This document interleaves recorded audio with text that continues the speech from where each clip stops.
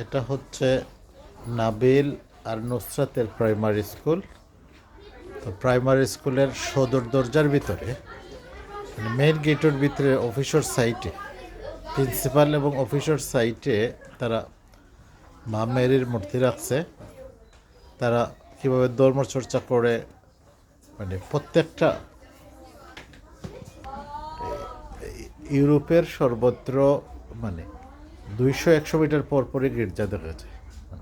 আমাদের দেশে যে পরিমাণ মসজিদ, এর চেয়ে অনেক অনেক বেশি গির্জা 200-250 মিটার পরপরই এদেশে গির্জা থাকে, মেরির ছবি থাকে সব প্রতিষ্ঠানে, সব অফিসে, মার্কেটে, সব জায়গায় থাকে এবং প্রাইমারি স্কুলেও আছে। তারা কীভাবে ধর্ম চর্চা করে তার একটা নমুনা এটা। মানে আমাদের দেশে যদি কেউ বিশেষ করে প্রাইমারি স্কুলে যদি এরকম দিয়ে হয়, তাহলে অনেকে বলবে যে এই সাম্য ঠিক হচ্ছে না, এখানে শুধু মুসলমানরা না, এখানে অন্যান্য ধর্মেরও আছে। কিন্তু এইসব দেশে এসব নিয়ে কেউ কথা বলে না। কারণ হচ্ছে এসব দেশেও প্রত্যেকটা স্কুলে, এটা তো মাল্টিকালচারাল দেশ। এখানে হিন্দু থাকে, বুদ্ধিস্ট থাকে, খ্রিস্টান থাকে, মুসলিম থাকে, জৈন থাকে, শিখ থাকে, অনেক ধর্মের লোক থাকে এবং নাস্তিক থাকে, আস্তিক থাকে। কিন্তু এখানে এইসব নিয়ে কেউ কথা বলে না। যা কথা বলে সব আমাদের দেশে।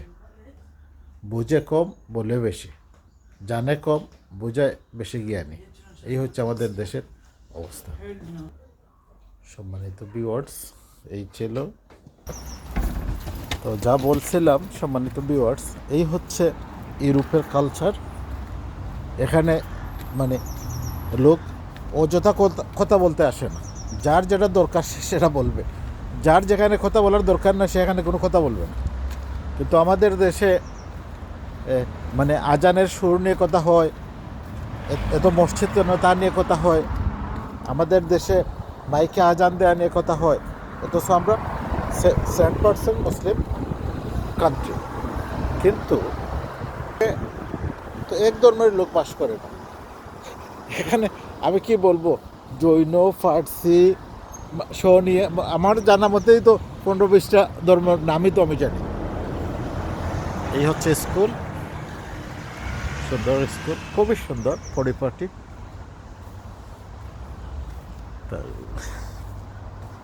তারা এদেশের একটু পরপরই আপনি দিও পাবেন, গির্জা পাবেন। এই নিয়ে কেউ কথা বলে না।